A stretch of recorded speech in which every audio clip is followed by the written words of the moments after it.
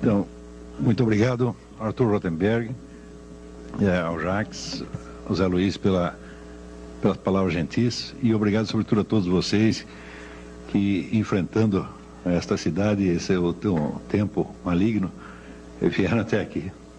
Bom, antes de tudo, queria dar um aviso, o seguinte: se alguém tiver alguma dúvida, não precisa esperar o fim da palestra, pode e deve me interromper. Se eu vejo que a explicação que a pessoa pede é muito complicada, eu mesmo a passo para o fim, senão a gente esclarece na hora mesmo.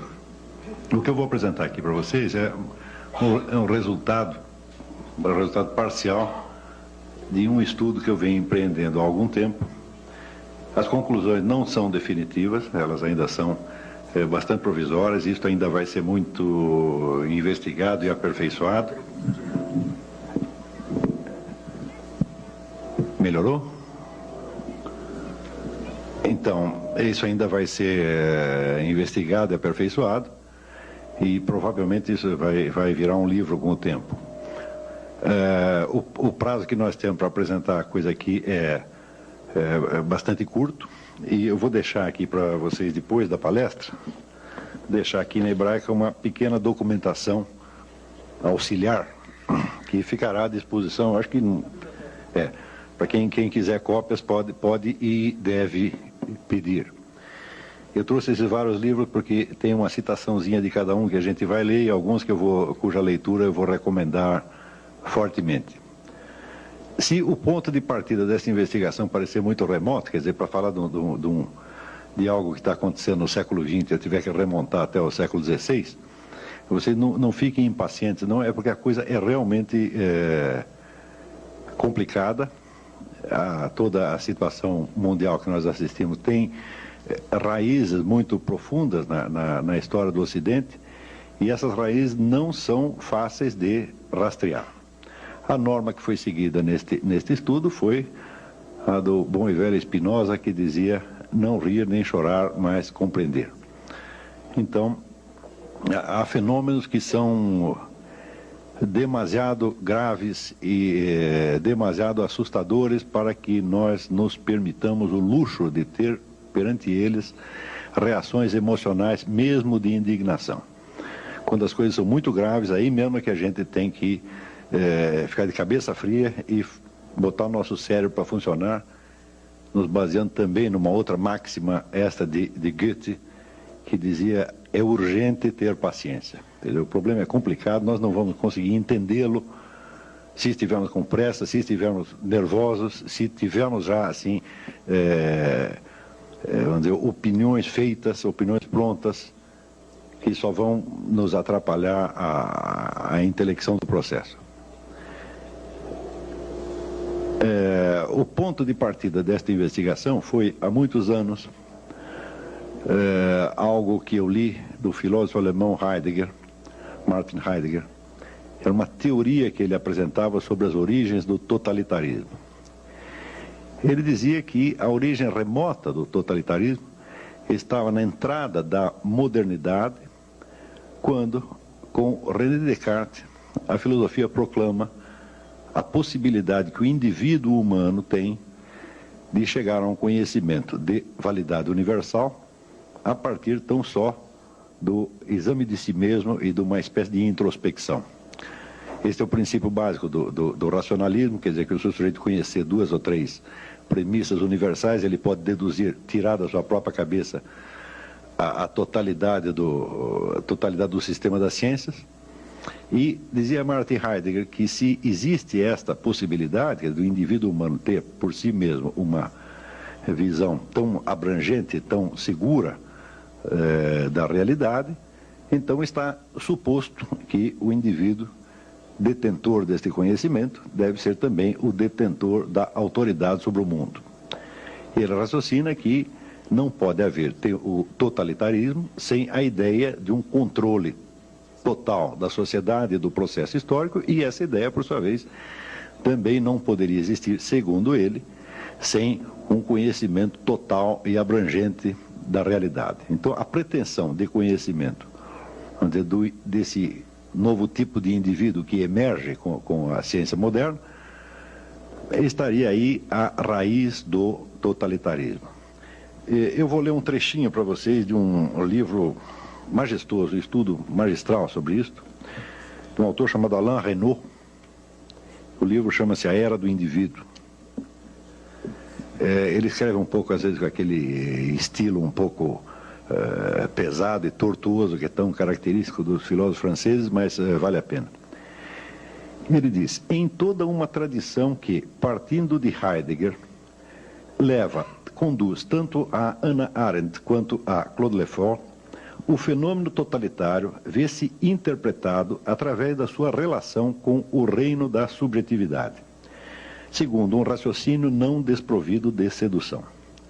O totalitarismo define-se, com toda evidência, como a tentativa de uma política de dominação total. Ora, tal projeto não pode ser concebido senão lá onde o campo sócio-histórico é representado como suscetível de ser integralmente controlado por um poder que o tornasse transparente e que racionalizasse todos os seus aspectos e que logo se tornasse o seu senhor e possuidor. O senhor e possuidor é uma expressão de Descartes, é o homem como senhor e possuidor da totalidade da natureza. Nesse sentido, o fantasma da dominação total não seria senão o último e o mais monstruoso rosto da promoção moderna cartesiana da subjetividade. Muito bem, essa é a teoria de Heidegger, né? O totalitarismo. Prosseguindo neste raciocínio, Heidegger diz que, com o racionalismo moderno, então, se no mesmo instante que se inaugura o sonho ou a ambição de uma ciência universal capaz de dominar, portanto, o processo histórico e controlar totalmente a vida social, no mesmo instante aparece, então, o princípio da racionalização da sociedade moderna. Para a racionalização aqui se referia a Max Weber, que, colocando toda a sociedade, vamos dizer, a serviço de um processo industrial cientificamente organizado, elimina, então, vamos dizer, as ligações dos indivíduos com as suas respectivas comunidades de origem, ou seja, ela desacultura milhões de pessoas. Por exemplo, no começo da Revolução Industrial, massas inteiras de antigos artesãos abandonam as suas coletividades, abandonam as suas pequenas cidades e vão para a cidade grande, para a capital, onde se tornam operários de indústria ou desempregados.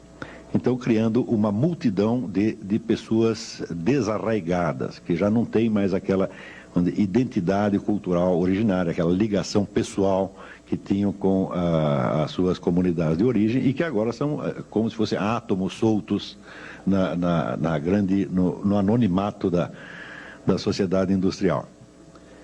Então, estes dois processos que Heidegger menciona, primeiro esse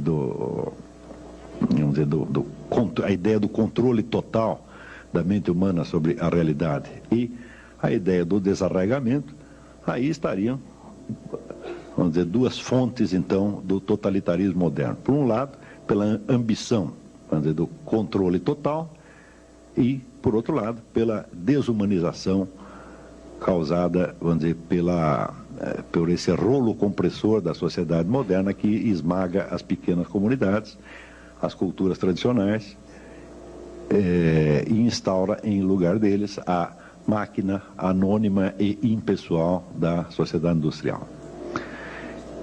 Este diagnóstico eu li há mais de 20 anos e me pareceu razoável no momento. Só que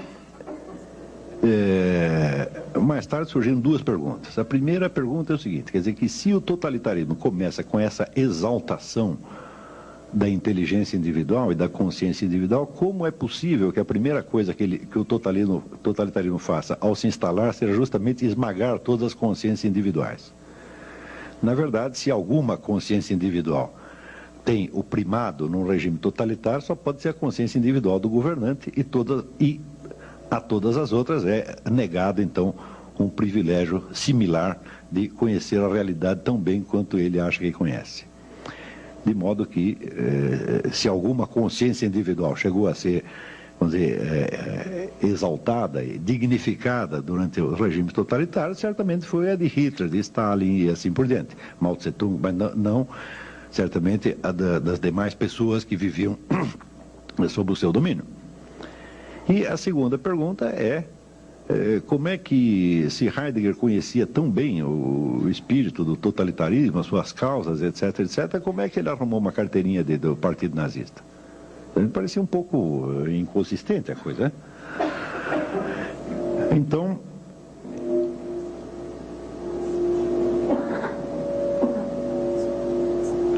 examinando a coisa por este lado, a gente pode observar que uma das promessas iniciais do Partido Nazista e que pareceram mais sedutoras ao público da época foi justamente a crítica da sociedade industrial moderna e o apelo ao arraigamento cultural, daquele negócio de sangue e solo.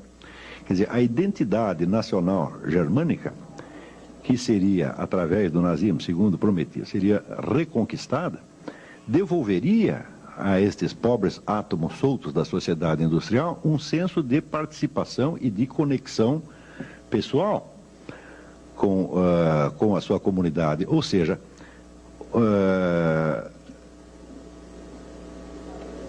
voltaria a restaurar um senso dentro da distinção de sociedade e comunidade. Quer dizer, o nazismo prometia uma restauração do senso de comunidade, tá certo? Sobretudo através, vamos dizer, da ligação com os símbolos nacionais, com o culto da raça, esse negócio todo. E isso pareceu ao público, então, bastante atraente durante algum tempo.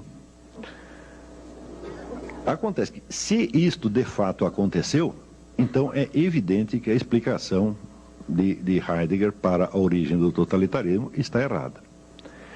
Quer dizer que ele diz que o totalitarismo está intrinsecamente associado à impessoalidade da sociedade moderna, que destrói as culturas tradicionais e solta os indivíduos num mundo anônimo, para assim dizer, num deserto de relações humanas, nos quais ele só tem, vamos dizer, entre si uma ligação funcional e econômica, e já não mais os laços pessoais que tinham, vamos dizer, com tradição, religião, aldeia, etc.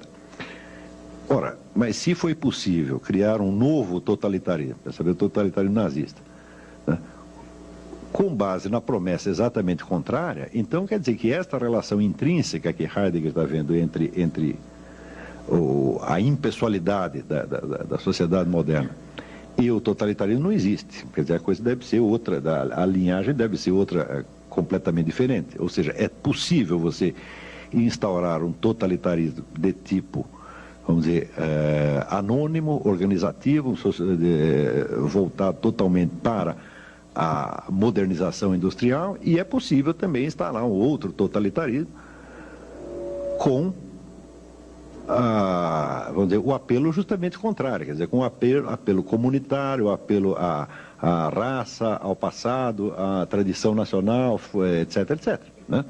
E havia as duas possibilidades. Porém, a coisa não terminava só aí. Quer dizer, aí de cara, com isto se dissolve a ideia assim, muito unívoca e simples do totalitarismo e já começamos a vê-lo como um bicho que pode ter duas caras exatamente opostas uma à outra.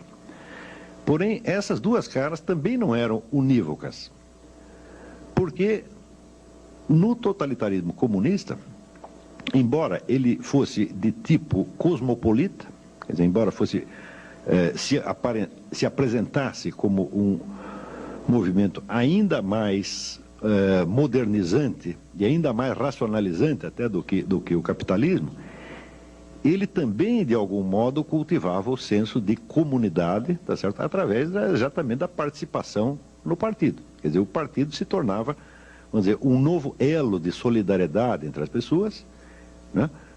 Substituindo os elos de família e de tradição que tinham sido perdidos. Nós podemos observar, quando nós estudamos a história da cultura que se criou em torno do movimento comunista, e nós vemos a quantidade de sentimentalismo que está associado a esta cultura, por exemplo, no tempo que se falava do paizinho Stalin, ou hoje, quando as pessoas veem a juventude de Che Guevara e derramam lágrimas, né? Existe toda uma cultura sentimentalística que cria um elo de solidariedade. Eu mesmo, no tempo que eu pertencia ao partido, foi durante 3 anos apenas, eu me sentia integrado naquele movimento, não só politicamente, mas humanamente. Estudando a coisa com um pouco mais de atenção pelo lado comunista, eu cheguei à conclusão de que houve tantas versões diferentes da ideologia comunista e tantas propostas diferentes relativas ao regime comunista que nós não conseguiríamos, de maneira alguma, defini-lo como um movimento ideológico unívoco. Existem ideologias comunistas e existem regimes comunistas concebíveis, mas tem uma coisa que tem unidade. É a unidade da cultura comunista. Quem quer que participe de um movimento esquerdista, ele se integra, de certo modo, não num movimento ideológico unívoco, ele pode ter divergência com todo mundo ali, mas qualquer que seja a linha a que ele pertença, ele se integra na cultura e, sobretudo, na cultura psicológica do movimento comunista. E essa cultura psicológica, ela envolve o indivíduo sob todos os lados. Quer dizer, você trabalha com comunistas, você vai no bar com comunistas, você faz festa com comunistas, você está sempre cercado daquelas pessoas que lhe dão um senso de identidade e de pertinência e até de irmandade. Tá certo? Então, peraí, o comunismo, que seria o totalitarismo mais seco, mais frio e mais racional, ele também tem esse componente emocional e comunitário profundo. E, por outro lado, o totalitarismo nazista, cuja ideologia, cujo discurso era voltado para o apelo comunitário, para a volta às raízes, etc., etc., ele, por outro lado, ele tinha um processo de modernização industrial tão racional, tão frio e tão desumano quanto qualquer outro. Está compreendendo?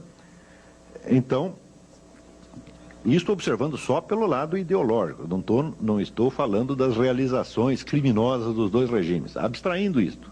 Vamos fazer de conta que comunistas e nazistas eram boas pessoas, que nós não temos nada contra eles e que estamos apenas examinando as ideias deles, né? Ou seja, só examinando com o máximo de frieza e de isenção e levando em conta somente as ideias, nós daqui a pouco, por trás dessas ideologias tão bem justificadas, né, que uma fala, vamos dizer, em nome do senso de justiça e igualdade, e outra fala em nome do senso de comunidade e do resgate dos pobres átomos anônimos desarraigados na sociedade industrial. Quer dizer, por trás de toda esta bela conversa vai começar a aparecer o lado monstruoso já, sem nem precisarmos apelar ao reino dos fatos. Muito bem, mas se esses dois totalitarismos, que se apresentavam com faces opostas, cada um deles tinha dentro de si a face do outro, tá certo? Também, vamos dizer, anexada e como que geminada à sua própria face. Quer dizer, vamos falar de um totalitarismo societário, um totalitarismo comunitário. Esses termos são provisórios, eu ainda não achei os termos adequados para isso, mas para simplificar a guerra, diremos que o socialismo era um totalitarismo societário, tá certo? Quer dizer, voltado para uma dissolução ainda maior das comunidades tradicionais e para uma racionalização ainda maior da sociedade. E o nazismo como um totalitarismo de tipo comunitário, porque apelava a uma espécie de retorno às raízes e ao senso de identidade nacional, grupal e racial. Então, quer dizer, um desses totalitarismos, cada um deles, tinha a imagem do outro geminada a parte do outro que parecia a mais diferente dele, era o componente dele próprio. Eu não sei se está ficando claro isso aqui. Está entendendo? Se houver qualquer dúvida, vocês me param, porque esse negócio é confuso mesmo, tá, né?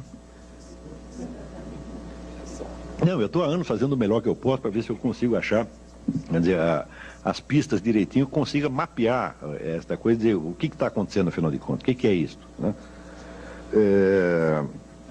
E, naturalmente, todos nós podemos errar, e às vezes a massa de informações que tem nisso é tão grande que eu mesmo acabo me atrapalhando. Então, vamos dizer, esta observação de que os dois totalitarismos, eles eram opostos na sua ideologia. Ideologia quer dizer um discurso pretextual. O que eu chamo de ideologia sempre é isto, né? A ideologia nunca diz o que você vai fazer. Ele diz em nome do que ele quer que você pense que ele está agindo. Não é isso? Talvez seja a melhor definição de ideologia essa. É um discurso pretextual, né? Então, se pegamos, vamos dizer, um partido qualquer, ele sempre terá dois programas. Tem um programa interno que é para a sua orientação, tá certo? Quer dizer, o que ele vai fazer realmente, a sua estratégia, etc, etc. E tem o discurso de autojustificação ideológica, que é o que ele quer que os outros pensem que ele está fazendo, mas que às vezes não é exatamente o que está fazendo.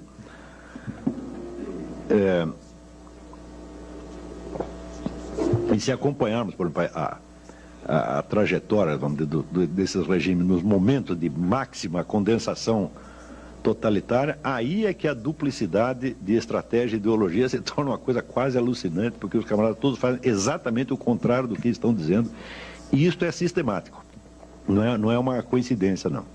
E não pode ser explicado como mera, vamos dizer, hipocrisia, diz uma coisa e faz outra. Não, este é um negócio, essa duplicidade é até planejada. Muito bem, a partir da hora que verificamos que existe esta duplicidade de totalitarismos, e dentro de cada uma delas tem uma nova duplicidade interna, aí é que a teoria explicativa do Heidegger foi mesmo para o brejo, quer dizer, não sobrou nada. O processo, em suma, é muito mais complexo do que se poderia imaginar. Mas esta mesma dualidade que nós usamos agora de comunidade e sociedade, ainda pode nos servir como uma pista para investigar isso aqui, no seguinte sentido. Em toda a sociedade humana, que existiu até hoje, toda e qualquer sociedade humana, sempre existe, por um lado, os papéis sociais que as pessoas desempenham, ou seja, a identidade social que cada um tem, como, por exemplo, no momento eu me compreendo a mim mesmo como conferencista e vocês como auditório de conferencista, né? O Arthur Rothenberg se entende a si mesmo como presidente da Hebraica, etc, etc. Vamos dizer, são as identidades que nós desempenhamos na sociedade, com as quais nós nos mostramos e nos compreendemos a nós mesmos na sociedade.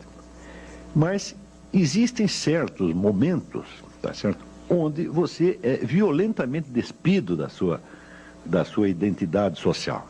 Por exemplo, no instante que você é assaltado na rua, tá certo? Aí um sujeito encosta um revólver na sua cabeça, tá certo? E quer o seu dinheiro, quer esse dinheiro exista, quer não exista, tá certo? Então, neste momento, todas as ligações que você tem na sociedade falham. Você está separado de tudo e você está reduzido à condição humana no seu sentido mais físico, tá certo? Você é apenas um corpo humano vivente que pode estar morto dali 2 segundos.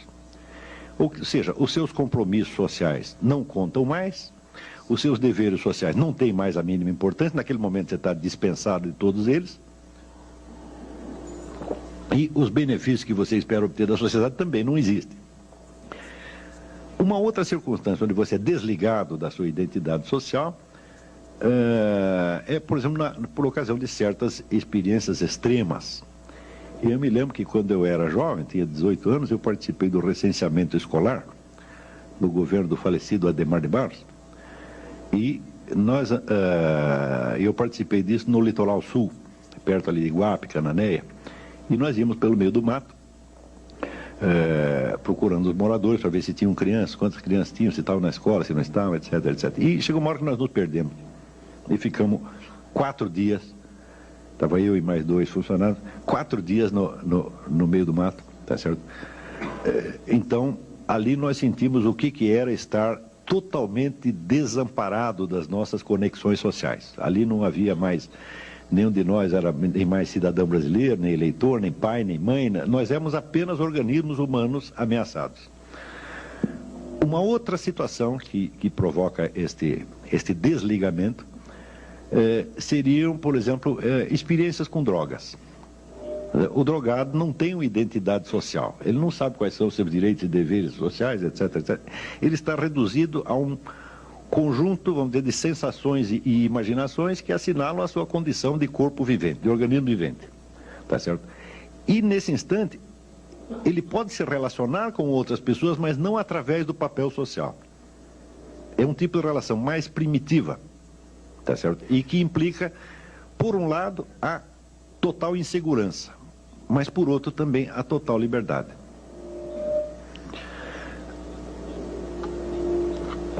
Muitas sociedades antigas compreendiam que o ser humano não pode viver permanentemente ligado à sua identidade social, mas que essa tem que ser, de vez em quando, dissolvida e o indivíduo tem que ser jogado em certas experiências mais radicais que o levem, para usar a expressão da Clarice Lispector, perto do coração selvagem da vida. Tá certo? Todo mundo tem uma necessidade, o ser humano tem uma necessidade profunda de vez em quando, se despir da sua identidade social e voltar a uma experiência mais direta e mais primitiva. Ora,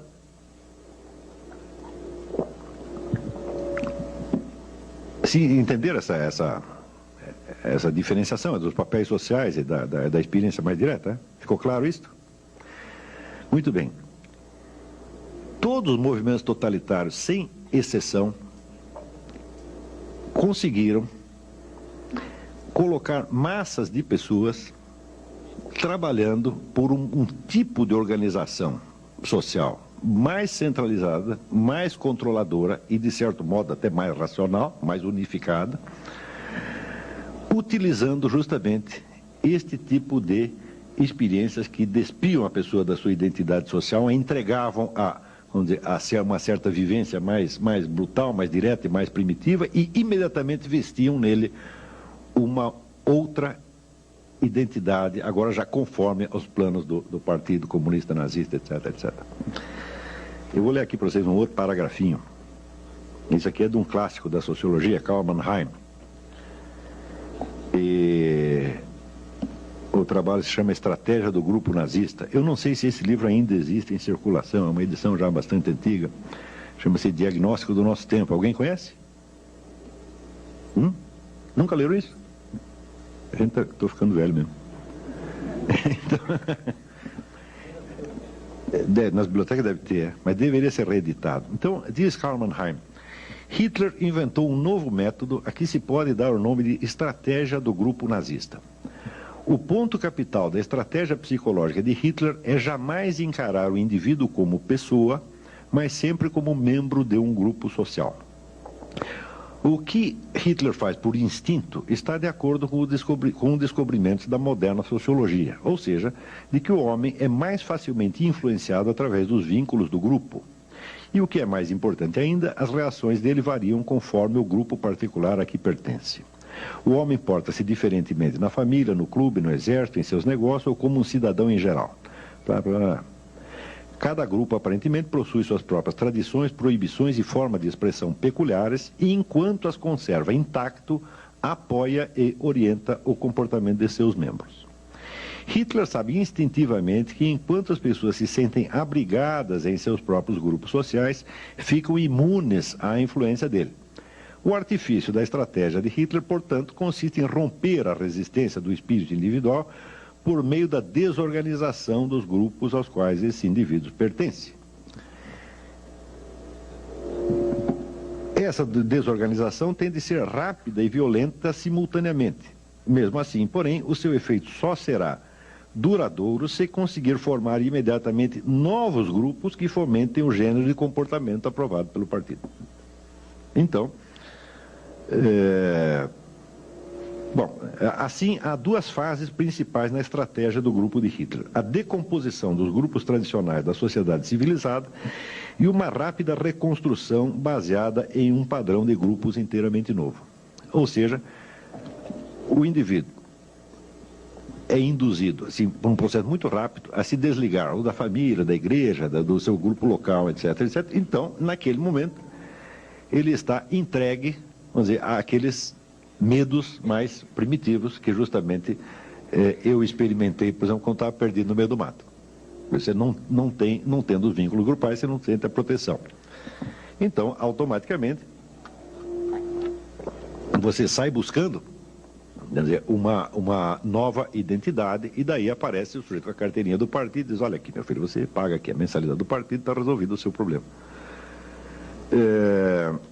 Isso aqui, evidentemente, não é uma propriedade particular de Hitler. Muitos movimentos de massa fazem a mesma coisa, e nós observamos isso diariamente na nossa própria sociedade, nós vemos isso acontecendo.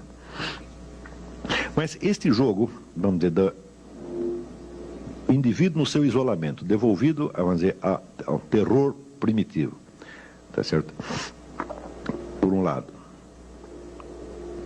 E, por outro lado, o indivíduo integrado no grupo e disciplinado segundo o grupo, aí também existe uma certa ambiguidade. Porque a integração no grupo subentende também a disciplina e a obediência, portanto, pode ser o veículo da opressão. E, por outro lado, a independência do indivíduo jogado no meio do mato e isolado dos seus vínculos grupais, pode significar, por um lado, o terror do isolamento e, por outro lado, também a liberdade. Com esses elementos psicológicos, todos os movimentos de massa sempre jogaram. É por isso que você entende que eles podem, por um lado, te prometer a liberdade no instante mesmo em que te submetem a uma disciplina ainda mais pesada do que aquela que você tinha antes. Quer dizer, você quer se libertar, por exemplo, você quer se libertar do seu pai? Eu digo, bom, agora vamos botar um comissário político nas suas costas e você vai ver o que é bom para tosse, tá certo? Se liberta da família, cai dentro do Partido Comunista, Partido Nazista, uma coisa assim, onde certamente vão te oprimir muito mais. Então, existe esse jogo, na verdade, quádruplo, quer dizer, o isolamento como terror e como liberdade, e a ligação como proteção e como opressão. Ora, o fato é que dos dois grandes movimentos totalitários do século XX, o comunismo e o nazismo, cada um deles, em função do seu modo de articular estes quatro polos, tinha certas limitações que, independentemente de quaisquer erros estratégicos ou até independentemente das violências e crueldades que acabaram fazendo na prática, impedia a sua expansão além de um certo ponto. Ou seja, o senso de participação comunitária que se podia obter através do comunismo era bastante limitado, porque, afinal de contas, vamos dizer, uma comunidade internacional de proletários é uma comunidade anônima, é uma comunidade onde não existe mesmo a identidade individual, onde o indivíduo se dissolve, tá certo? Dissolve a sua individualidade numa multidão, né, de átomos iguais. Quer dizer, nesse sentido, o comunismo agravaria, vamos dizer, a impessoalidade da sociedade industrial, ainda que prometendo uma comunidade. E, por outro lado, a ideologia nazista, na mesma medida em que prometia aos indivíduos um arraigamento comunitário, por isto mesmo, era uma ideologia de tipo nacional e até racial, que só serve para quem é daquela nacionalidade e daquela raça. Quer dizer, eu não vejo... Quer dizer, no Brasil tudo é possível. Uma vez eu vi um sujeito na televisão dando uma entrevista, era o porta-voz do Partido Nazista Brasileiro, era um mulato.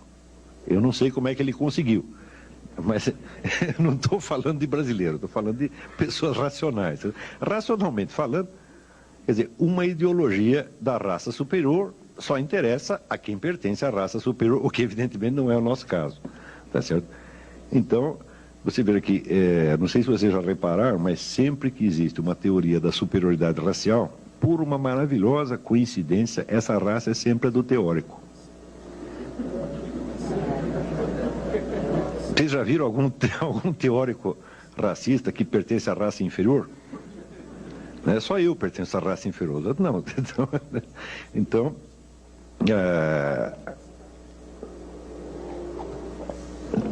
onde quer que você veja uma pretensão de superioridade racial, e nós a vimos, por exemplo, não só no caso nazista, mas nós vemos hoje, certo teórico do movimento black americano, eu lendo esses camaradas, né, eu vejo como é fácil, né, você argumentar nesse sentido, desde que você esteja assegurado que o resultado da sua pesquisa científica será provar que o superior é você.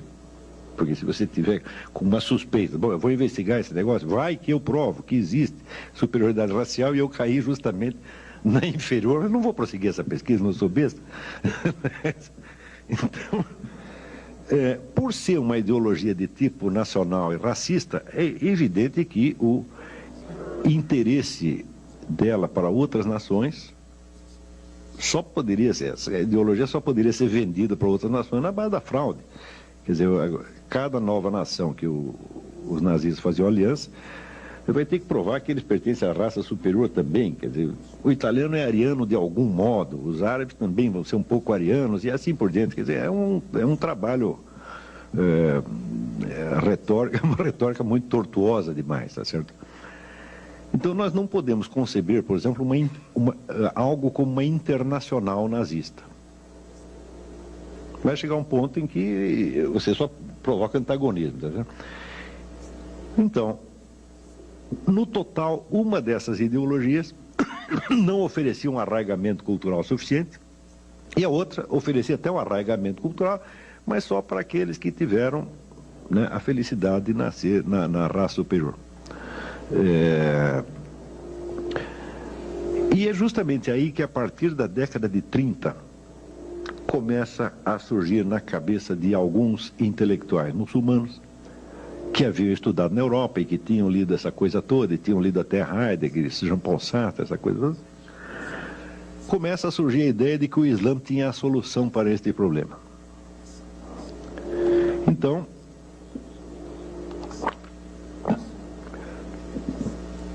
pelo lado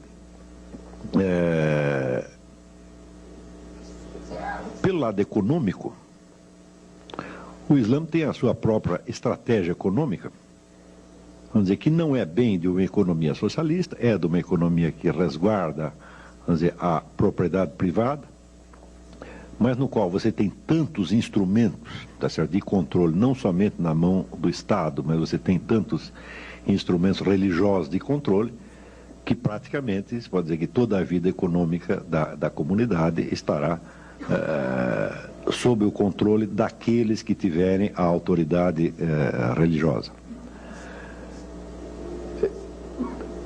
Pelo lado cultural, o traço mais característico é que o Islã não é somente uma religião no sentido em que, digamos, o cristianismo é uma religião.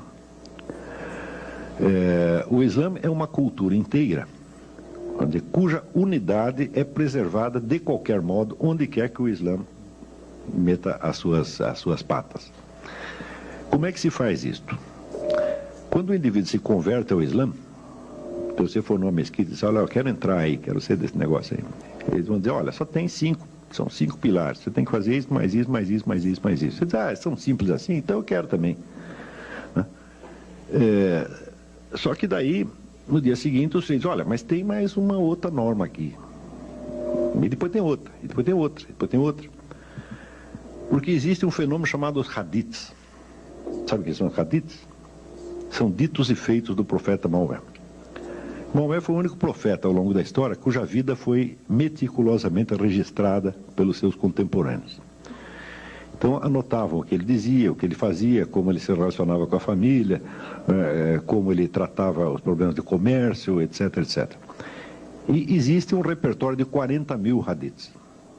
Esses hadiths marcam o estilo de vida de Maomé. E esse estilo de vida, que é justamente o que se chama a Sunna, acaba por se incorporar na religião como parte integrante dela. Ou seja, o que se diz inicialmente é que isso não é obrigatório. Eu digo, bom, não é obrigatório, mas todo mundo faz assim. Se eu não fizer, eu vou parecer muito esquisito. Então, existe, por exemplo, um modo maometano de você escovar os dentes. Tá certo? Existe um modo maometano de comer, um modo maometano de vestir, um modo maometano de ir ao banheiro, o modo maometano de fazer visitas. Em suma, existe uma receita baseada no estilo de Maomé para cada ação humana. Não há nenhuma situação humana para a qual não tenha uma fórmula. Como o processo da revelação corânica levou 28 anos, desde o primeiro versículo que Maomé recebe do arcanjo Gabriel até o final, onde ele recebe o último versículo, reúne a população e diz: hoje eu completei aqui a vossa religião. Como se passaram 28 anos, calcula-se que o indivíduo, para absorver a totalidade dessas regras e se tornar realmente um muçulmano, precisaria de 28 anos. Tá certo? E mesmo assim ainda vai falhar. Se falhar também, não tem problema, porque a comunidade inteira está de olho em você, dizendo: tal coisa não se faz assim, não diga isso, não se sente assim, não pega comida assada, não escova os dentes assim. Está entendendo? Então, existe um cerco total. Nós podemos comparar... vocês já repararam que não existe muita propaganda islâmica. Já viram isso? Não vê propaganda islâmica, porque o Islã, ele se expande mais ou menos como uma ameba. Ele engole a ameba que está do lado, entendeu? Então, a hora que o sujeito entra no Islã, ele é totalmente absorvido em todos os aspectos da sua vida. E essa absorção é progressiva. Isso quer dizer que a possibilidade do indivíduo ser religiosamente islâmico, tá certo? E conservar os hábitos da sua cultura originária é praticamente nula. Quando o Islã cresce, ele leva não somente uma doutrina religiosa, mas leva uma cultura inteira. Então, não é verdade o sujeito dizer que quem é islamizado não é arabizado, tá certo? Porque todos esses costumes são realmente árabes, são os costumes de Maomé. Então, quando você vê a variedade, por exemplo, de estilos de vida, de estilos culturais que existiram entre grupos judaicos ou grupos cristãos ao longo do tempo, para você comparar, sei lá, um judeu africano, tá certo, com um judeu russo, com um alemão, você vai ver que eles realmente pertencem a culturas diferentes. E que entre o seu judaísmo e a cultura local, eles procuram fazer, vamos dizer, algum arranjo. Não é isso? Porque às vezes dá mais certo, às vezes não dá certo. Mas, nesse sentido, eu sugeriria a leitura de um livro, Jacob Wasserman. Quem aqui conhece Jacob Wasserman? Ninguém nunca leu Jacob Wasserman? Uma pessoa? É um homem feliz. O Jacob Wasserman é o Dostoiévski do século XX, do maior romancista da humanidade. E ele escreveu, além dos romances, escreveu um livro que chama O Meu Caminho como Judeu e como Alemão. E ele vai investigando esse paralelismo da condição de judeu e de alemão, até chegar a um ponto que você olha, isso aqui é inseparável, nós não temos mais como nos separar da nossa germanidade. Né? Bom, mas isso é porque nasceu lá. Se tivesse nascido na Rússia, seria outro negócio. Isso para o muçulmano não pode acontecer. Se o muçulmano esteja onde estiver, ele participará mais intensamente da cultura islâmica do que da cultura local. E, em geral, naquilo que essa cultura local não coincida com os valores islâmicos, ele a condenará, tá certo, de maneira bastante rigorosa e se absterá de participar dela, tá certo, em todos os seus detalhes. Isso quer dizer que o senso de participação comunitária que o Islã dá aos seus membros é não apenas intenso e profundo, mas é total. Quer dizer, a adesão ao Islã é imediatamente uma nova identidade comunitária. E é, ao mesmo tempo, a participação numa estratégia mundial. Então,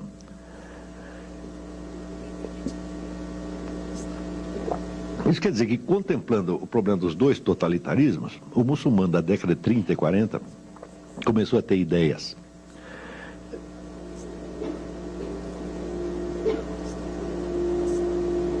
Algumas dessas ideias, evidentemente, eram de origem ocidental mesmo, tirado do próprio Heidegger. Heidegger foi muito lido entre os líderes islâmicos. Eu lhes recomendo uma outra leitura, que é a autobiografia intelectual de Seyyed Hossein Nasr. Seyyed Hossein Nasr é um grande filósofo iraniano. Ele foi ministro da cultura do Irã no tempo do Reza Pahlavi. Essas maquininhas infernais são um problema, hein? Então, ele foi ministro da cultura no tempo do Reza Pahlavi, e ele conta ali a educação que ele teve nos anos 30 no Irã. Então, ali por aí você tem a ideia do que um rapaz de família rica e culta poderia ter acesso naqueles anos.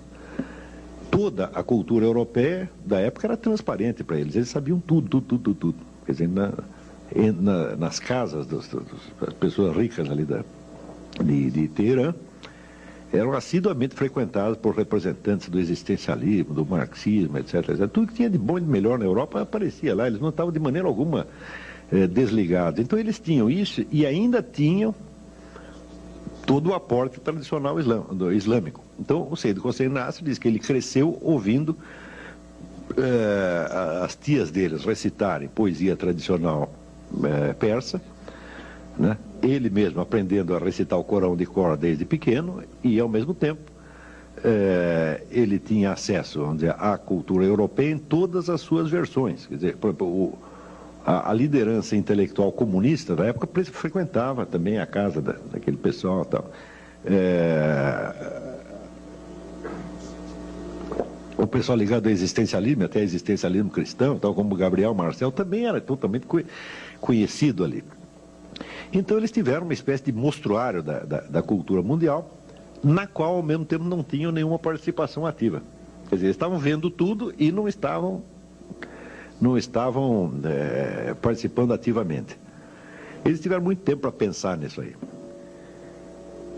Então, a ideia de que o totalitarismo islâmico pudesse resolver os enigmas, resolver as contradições dos dois totalitarismos anteriores, aparece também pelo fato de que que agentes dos dois regimes totalitários tiveram uma atuação intensa em todo o mundo islâmico, já desde antes da guerra e até hoje.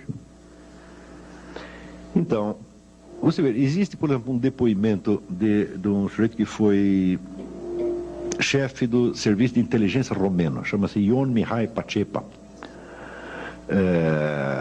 Não sei se vocês sabem, mas a União Soviética, nas operações dela no terceiro mundo, ela não jamais a KGB agia diretamente. A KGB agia diretamente na Europa e nos Estados Unidos. Para os países do terceiro mundo, ela usava os serviços secretos dos países satélites que eram treinados especificamente para isso. E este Pacepa, ele diz nada menos que o seguinte, ele diz, olha, Yasser Arafat foi meu discípulo. Eu que dei toda a formação ideológica dele, eu garanto para você que ele é um marxista-leninista de primeiríssima ordem. Ele foi treinado como militante do partido. Isso para você ter ideia da profundidade da penetração comunista. Quanto à penetração nazista, nós podemos dar dois exemplos. Um é bastante conhecido, um era o grande mufti de Jerusalém, que ainda durante a guerra fez uma viagem a Berlim, sendo recebido pelo Führer e dando uma entrevista no rádio, fazendo um discurso no rádio de Berlim, solicitando ao Führer que tivesse a gentileza de estender a tal da solução final aos judeus de Jerusalém, porque eles estavam sendo discriminados, coitado, não podia ficar assim, né? Quer dizer, por que dar aquilo só aos da Europa, né? Então, você vê que este indivíduo é tido até hoje no mundo islâmico como uma espécie de santo. É um líder religioso que ficou na memória popular e que é idolatrado até hoje. Um outro que é do mesmo teor é Khairallah Tulfa, que era tio de Saddam Hussein. Khairallah Tulfa é um indivíduo que, na década de 40, tentou um golpe nazista. Ele tem livros publicados, sobrou pelo menos um, tá certo? Na qual a sua defesa do nazismo é explícita, tá certo? E ele tenta um golpe de tipo nazista e se dá mal. Este foi o sujeito que criou Saddam Hussein. O Saddam ficou órfão, foi criado por esse camarada. Esse era o tio e guru dele. Então isso aí são só exemplos soltos. Aqui nesta documentação aqui tem mais alguns, para vocês terem ideia da profundidade da penetração, tanto dos intelectuais europeus lá, quanto da penetração dos serviços de inteligência nazistas e soviéticos, tá certo? Então isso quer dizer que esses muçulmanos, eles tiveram a ocasião de assistir tudo isso como se fosse numa televisão, tá vendo? E aperfeiçoar com essa experiência as suas ideias sobre o que seria um regime islâmico. O problema do regime islâmico é um verdadeiro abacaxi, porque tudo na sociedade islâmica é regrado pelo Corão. Se você lê o Corão, que é um livro relativamente pequeno, umas 280 páginas, você verá que ele tem regulamentos sobre os hábitos diários, sobre a vida em família, etc. Ele contém todo um código civil. Esse código civil é ainda completado pelos hadith, quer dizer, pelos exemplos de Maomé. Então você tem talvez ali o código civil mais meticuloso do universo, tá certo? Porém, não tem um código do direito político. Não diz uma palavra sobre o que deve ser o regime político. Graças a este fenômeno é que surgiu este problema de xiitas e sunitas. Porque enquanto Maomé esteve vivo, então, de certo modo, ele condensava na pessoa dele os vários aspectos da sociedade e da liderança islâmica. Ele era ao mesmo tempo um líder religioso, um líder militar, era o guru da população, ele era ministro de todas as pastas e assim por diante. Então, ele era o fator de unidade do regime entre aspas, islâmico. Não havia regime nenhum, o regime era ele. E era um homem de um gênio absolutamente extraordinário, que tinha solução para todos os problemas. Então, enquanto ele vivia, ninguém teve que raciocinar muito, porque ele resolvia tudo, né? Quando o sujeito morreu, no dia seguinte, já deu o rolo. Porque aí eles perceberam que não havia regime nenhum. Então, primeiro, nós temos que eleger nós temos que ter um chefe esse negócio, né? Então, alguns achavam que esse chefe tinha que ser, vamos dizer, um continuador da obra de Maomé. Portanto, alguém investido também da missão profética e dotado do carisma profético. E outros disseram, não, de jeito nenhum, o único profeta que teve é esse. Ele disse que ele era o selo da profecia, então acabou, não tem mais profeta agora. Então tem que ter apenas um governante civil, tá certo? E o guiamento espiritual da comunidade deve caber à própria comunidade nos seus, vamos dizer, representantes mais eruditos e mais ilustres, que formariam o que se chama Uma. Uma é a comunidade, mas não a comunidade no sentido de todo mundo. A Uma é a comunidade de todo mundo que pensa e que está interessado no assunto, né? Então, esta entidade informal, a Uma, é que seria o guiamento espiritual da comunidade. E outra já não, nós temos que ter aqui um profeta, e escolheram, evidentemente, o genro de Maomé, Ali, que era, de fato, espiritualmente, o homem mais notável da comunidade. Não só espiritualmente, mas intelectualmente, sobre um monte, era um tipo muito especial, né?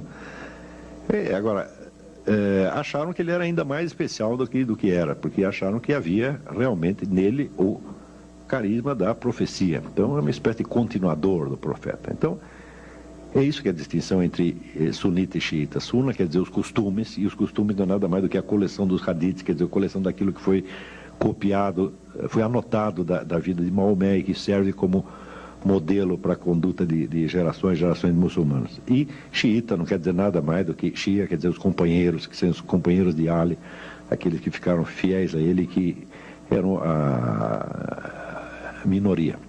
Entre os xiitas, então surge a ideia de que a profecia prossegue ao longo dos tempos, tá certo? Então a subsistência da comunidade depende de haver um líder carismático a cada nova geração.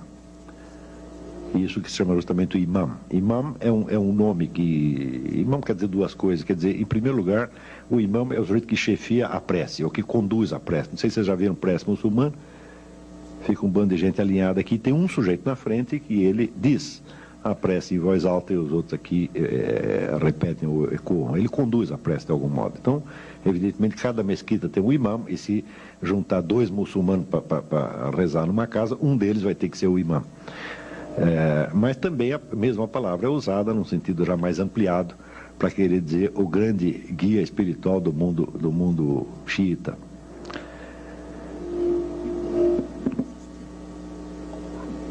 Esta divisão de sunita e xiita, então, já mostra, vamos dizer, a indefinição e a contradição interna do Estado Islâmico.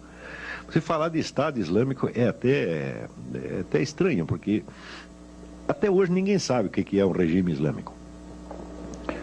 Durante muito tempo ficou assim, e esta indefinição fez com que ao longo do tempo se consolidasse uma noção muito peculiar do que é a legitimidade de um governo.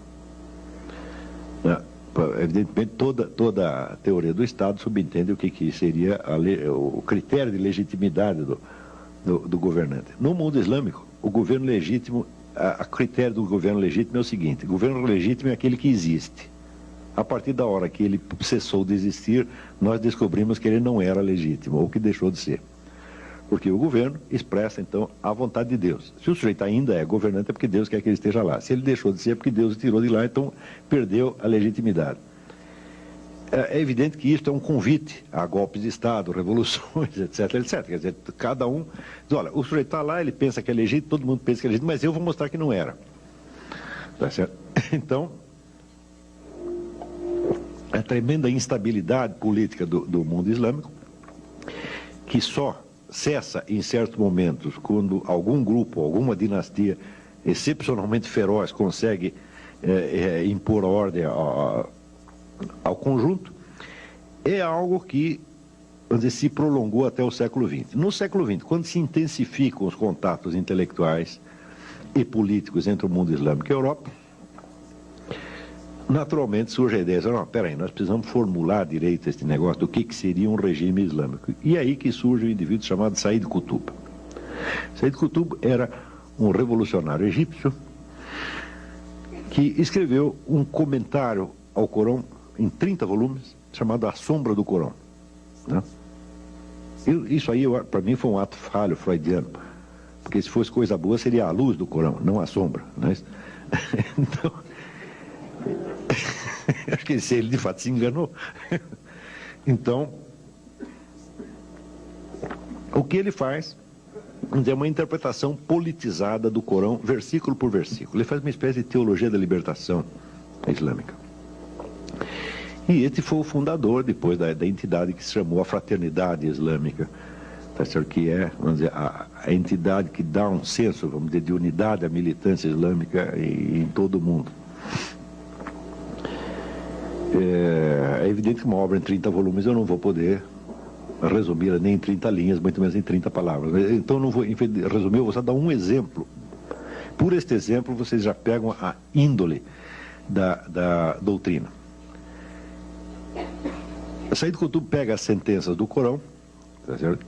E as interpreta baseado no pressuposto, islamicamente inteiramente aceitável e até obrigatório, de que as sentenças de Deus têm uma validade absoluta.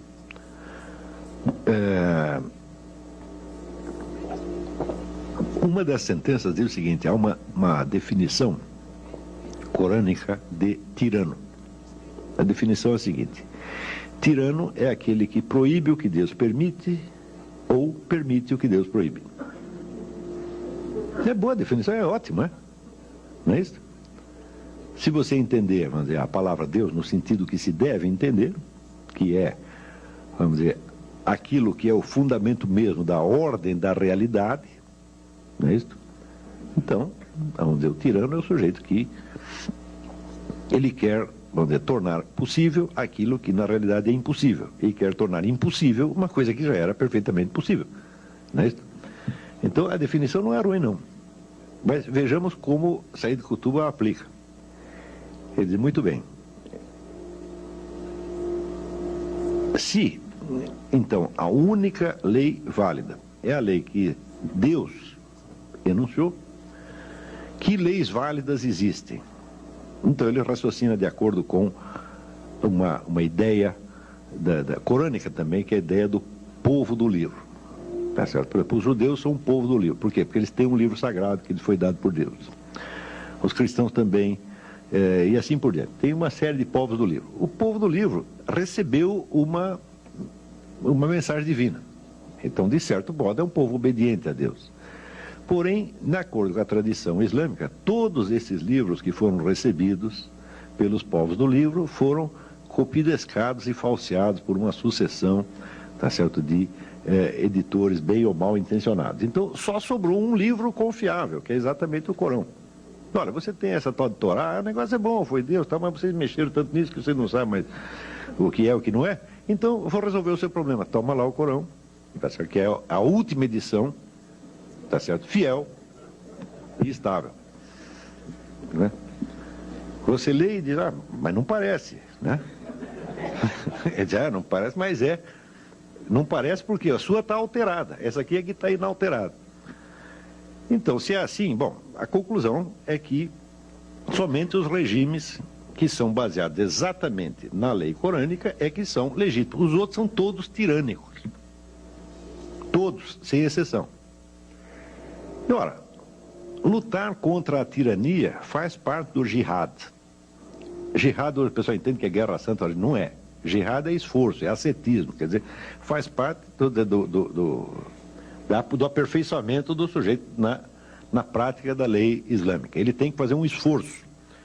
E a luta contra a tirania, tal como entende Said Qutb, a luta contra a tirania faz parte do jihad, portanto faz parte das obrigações islâmicas. É uma daquelas milhares de obrigações que vem depois das 5. Né? Começa com 5 e termina com 40.005. Quando chega na 30ª, 90ª, etc., tem o jihad. Resultado, todo e qualquer cidadão islâmico que esteja vivendo num país sob regime não islâmico tem a obrigação de lutar para derrubar o seu governo.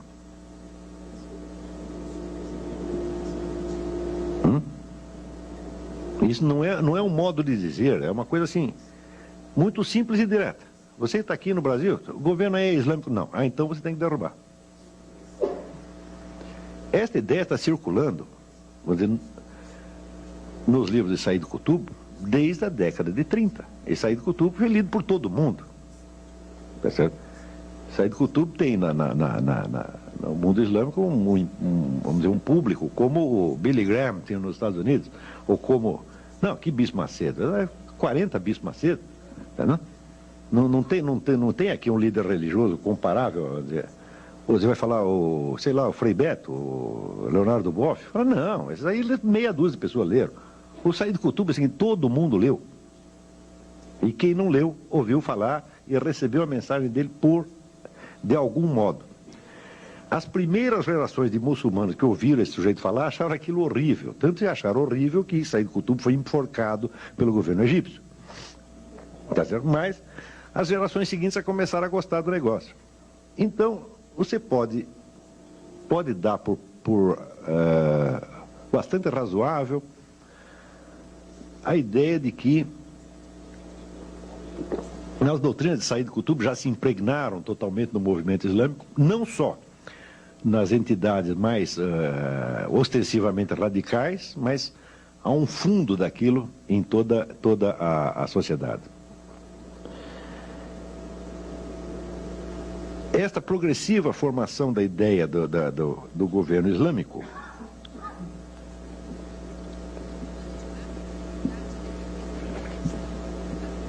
chega, vamos dizer, a uma espécie de perfeição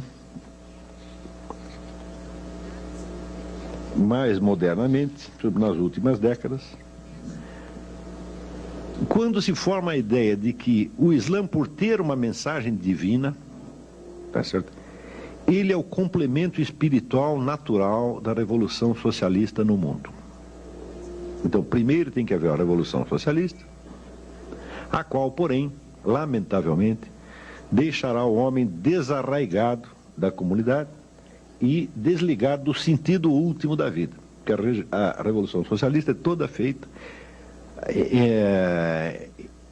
em função de pretextos meramente econômicos, a justiça meramente econômica, uma coisa assim. Ele disse, tudo isso é muito bom, mas é evidente que nem só de pão vive o homem, tá certo? Então, o Islã é a cereja do bolo socialista. Quer dizer, depois de feita a Revolução Socialista, nós indicaremos ao mundo já socializado o caminho de Deus, tá certo? Então, digamos que o socialismo seria para o futuro mundo islâmico mais ou menos aquilo que Júlio César foi para a civilização cristã. Ele é o único unificador do mundo antigo. A partir da hora que unifica o mundo antigo, então entra uma nova, preparado o corpo da Europa, então tem uma nova mensagem que dará uma nova vida espiritual à civilização. Isto aqui, a ideia de socialismo mais espiritualidade islâmica, isto já ganhou o mundo islâmico. Não há um sujeito lá que não tenha essa ideia na cabeça. Uns podem ser mais bonzinhos, querem realizar isso através do voto, né? Porque uns também, não leram só Karl Marx e Lenin, uns leram também Antônio Gramsci, tá certo? Então, o Antônio Gramsci é o sujeito, né, da revolução indolor. Nós vamos expandir a ideologia socialista de tal modo, vamos colocá-la, não vamos fazer propaganda socialista, nós vamos colocar o socialismo no dicionário, o socialismo nas entrelinhas da música popular, o socialismo nos livros didáticos, etc. No fim, todo mundo vai ser socialista sem perceber. Quando todos forem socialistas sem perceber, tá certo? Daí passaremos para o socialismo assim, num passe de mágica, sem necessidade de nenhum trauma. Então, existem também os islâmicos gramscianos. E também nós podemos ir social islamizando a cultura mundial de tal modo que, no fim, a transição se fará de maneira indolor. Bom, não é necessário ser muito inteligente para perceber por que nesta perspectiva, surge o fenômeno do neo-antissemitismo. Por que os judeus saem mal pelas duas possibilidades? Quando eu comecei a estudar isso, esse fenômeno do neo-antissemitismo, que agora está todo mundo assustado, e todo mundo considerando um negócio imprevisto, eu devo me gabar, tá certo? Se é que isso é motivo de se gabar, de que muitos anos atrás eu já sabia que isso tinha acontecido. A partir desses estudos, eu falei, mas é impossível, os caras vão querer, mas daqui 10, 15 anos vão querer tirar o judeu do caminho. Porque, do ponto de vista da cultura socialista, o judeu é o representante do capitalismo. Isso, pelo menos, é o que diz Karl Marx. Karl Marx dissolve a ideia mesma de uma identidade judaica. Isso não existe. O que existe é o capitalista. E eles são os capitalistas. Então, a hora que nós destruímos o capitalismo, a identidade judaica irá para o brejo. Tá certo? E os judeus se integrarão na cultura socialista como todo mundo. Esta ideia foi levada ao pé da letra por Lenin. Lenin, então, logo toma o poder, ele cria no Partido Socialista, no Partido Comunista, uma famigerada seção judaica. A função da seção judaica era treinar militantes para que, se prevalecendo das suas ligações de família e de língua, penetrassem então nos grupos judaicos para espionar, denunciar, etc, etc, etc. Talvez alguns aqui tenham ouvido falar do famoso Rabino Schneerson, que era o grande santo, líder espiritual judaico no tempo da Revolução Russa, e que foi o sujeito que mais pagou por esta brincadeira, que passou 22 anos na cana, um negócio assim.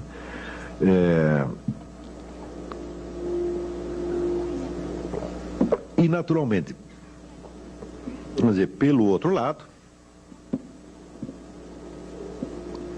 você imagina o que significa para um povo como o alemão, que ainda no século XVIII se acreditava na Europa que o alemão era uma língua boa para se falar com os cavalos.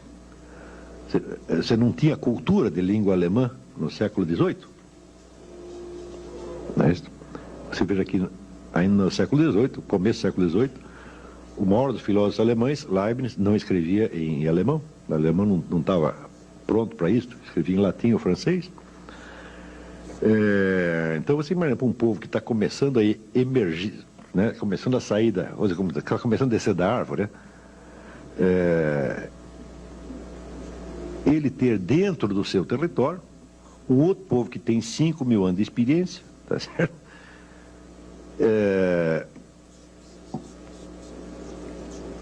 E que é, pela sua simples presença, a prova da inferioridade da população local. É horrível isso, dói no cotovelo, que é uma coisa medonha, né? Então, não precisamos nem especular outros motivos pelos quais surgiu o antissemitismo alemão. Quer dizer, um povo antigo, organizado, culto, capaz, que tem, vamos dizer, a coisa mais básica para o sucesso na vida, que é o capital cultural herdado. Não tem nada que ajude você, tanto na vida quanto você já recebeu isso de casa, tá entendendo? O alemão não tinha isso, tá? Então, basta isso para... Claro que houve outros motivos, mas este já é um motivo suficiente. O judeu era, de certo modo, pela sua simples presença, um antídoto à ideia de uma identidade racial germânica. Eu digo, mas que raio de identidade racial vai ter essa cultura? Assim, metade dos escritores e os cientistas, esses são todos judeus. Tem identidade racial nenhuma, isso é uma balela, né?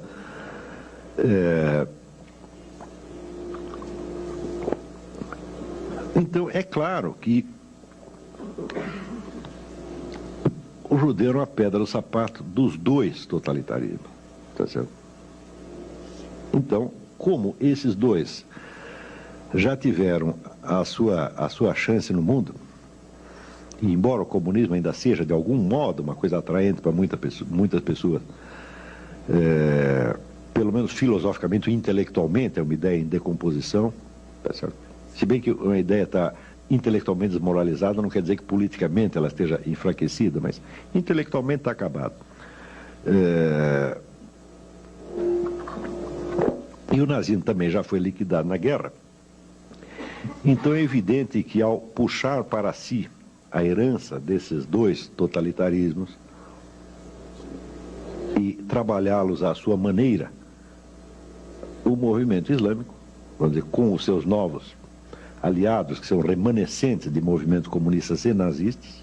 Você não pode esquecer que em Nova York, naquelas passeatas que teve logo depois do 11 de setembro, passeatas pacifistas, estava ali o pessoal comunista e black, tudo de mão dada com o David Duke, que era o homem do partido nazista, quer dizer, juntaram todos, tá certo?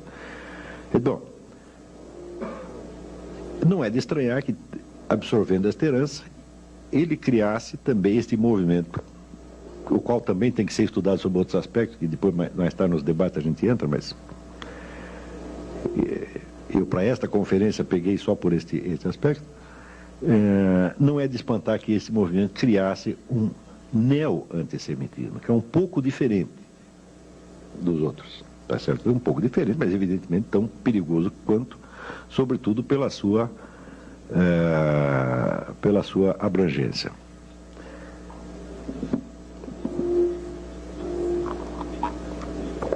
Agora, tem um lado desagradável da história.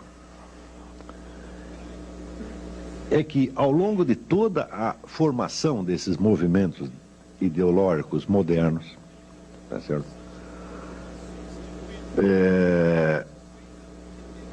Houve muitos autores e pensadores judeus que contribuíram para isso.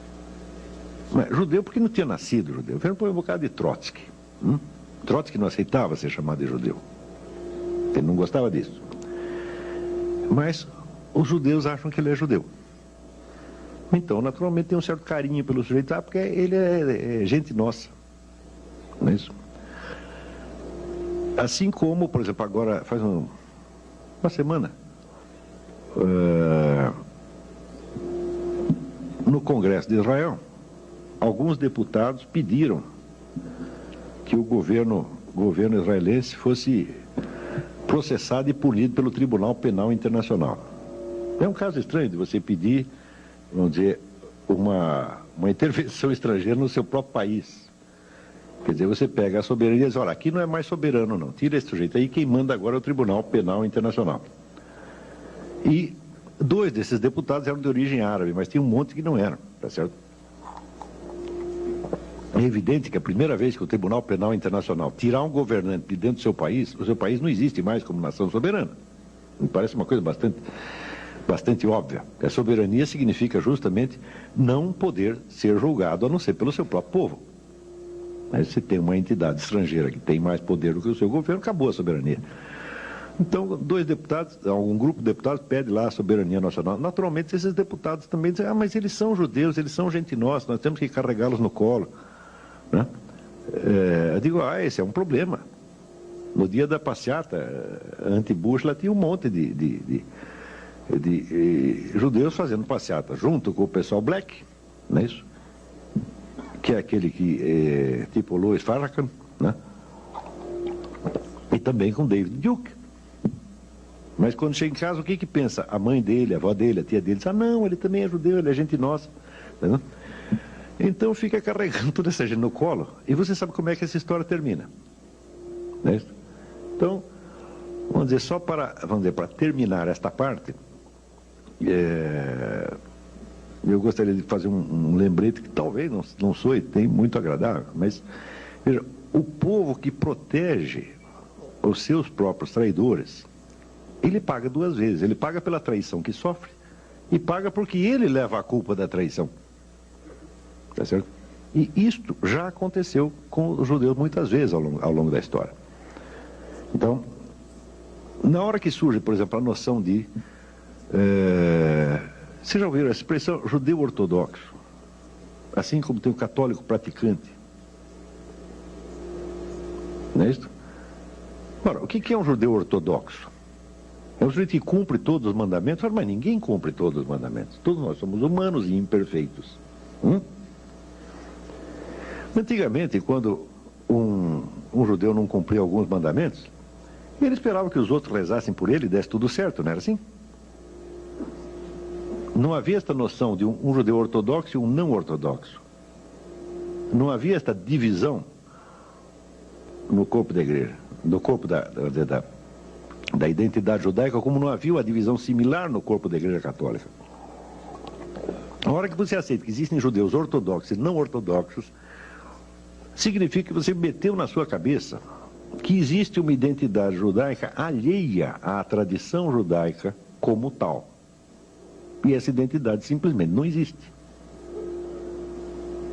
Isso quer dizer que, se você pensar a comunidade judaica só como comunidade cultural, ela não existe.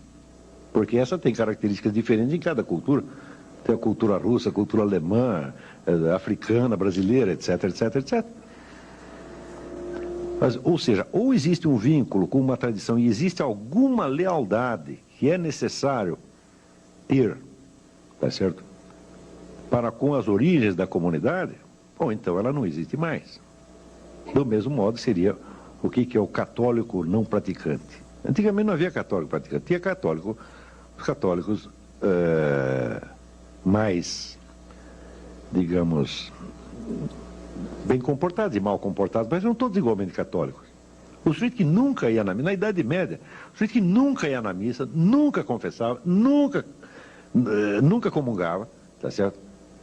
Mas tinha sido batizado, ele era tão católico quanto os outros. Não se dizia, tinha o praticante e o não praticante. Na hora que você aceita que existe o ortodoxo e o não ortodoxo, ou o praticante e o não praticante,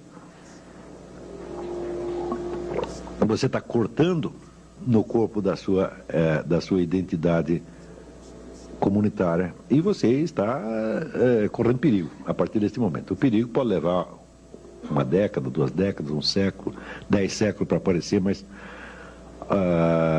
algum dia te pegam, tá certo? E quando pegam, não é brincadeira. Então,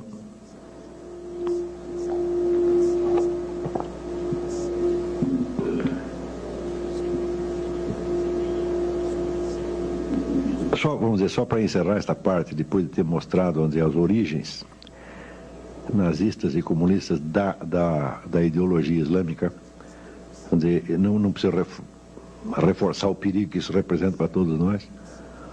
Eu digo, bom, nós não podemos determinar o que os muçulmanos vão fazer, tá certo? Mas nós podemos saber o que nós vamos fazer.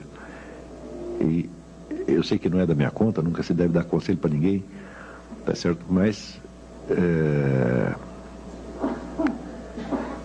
não esperem de mim que eu passe a mão nas suas cabeças, digo, vocês são maravilhosos, etc, etc. Eu não estou aqui para fazer isso. Se eu puder, gostaria de fazer alguma coisa útil, tá certo? E não simpática. Eu acho que a coisa útil a dizer, no momento, é que todo este processo ideológico do mundo islâmico é muito consciente, muito determinado, tá certo? Tem planos e ambições de escala mundial mesmo, eles não vão dar moleza a ninguém. E que, se, por exemplo, dentro da comunidade cristã, ou de uma comunidade judaica, nós começamos a dar moleza para eles, eles vão acabar conosco. Então era isso que eu tinha que dizer um momento. Estamos abertos para discussões aqui. Obrigado.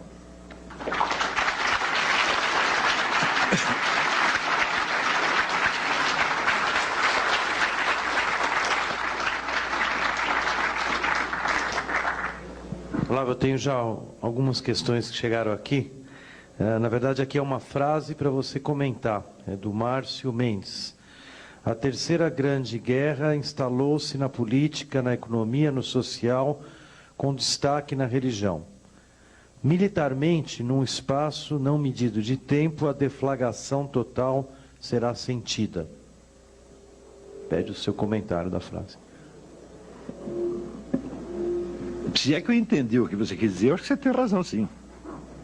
Quer dizer, nós já estamos vivendo essa guerra, né? Isso já está instalado.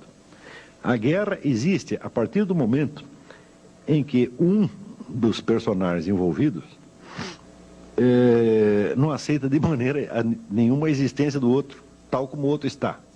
Porque se você tem um plano, vamos dizer, de socialismo mundial, de islamismo mundial, pronto, você já declarou guerra. Quer dizer, você poder realizá-la materialmente ou não, bom, isso depende de você ter um pouco mais de dinheiro, um pouco mais de sorte, um pouco mais de tempo, tá certo? E às vezes acontece que, estando decidida já a guerra, ela acaba não se realizando, mas enquanto nós não tirarmos essa ideia da cabeça das pessoas, elas vão estar em guerra conosco. E você veja, no momento em que o islamismo oferece uma nova chave totalitária, o que é que ele faz? Ele absorve em seu favor todos os remanescentes das outras duas ideologias. E que é um fenômeno esquisitíssimo que aí acontece hoje, tá entendendo?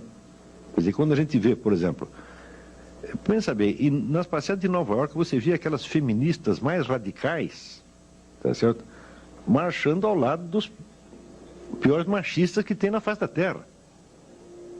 Não é isso? E como é possível coisas tão contrárias? Bom, elas são contrárias na expressão vamos dizer, de valores determinados pelos quais elas lutam, mas o seu fundo e a sua origem ideológica é exatamente a mesma. Quer dizer, o Islã fica uma boca de funil e tudo vai cair para lá.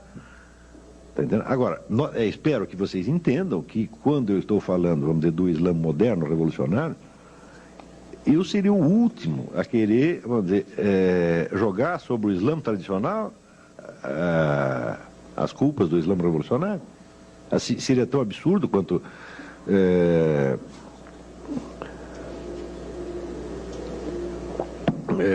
jogar sobre os primeiros cristãos as culpas posteriores da Inquisição, etc. Não tem sentido.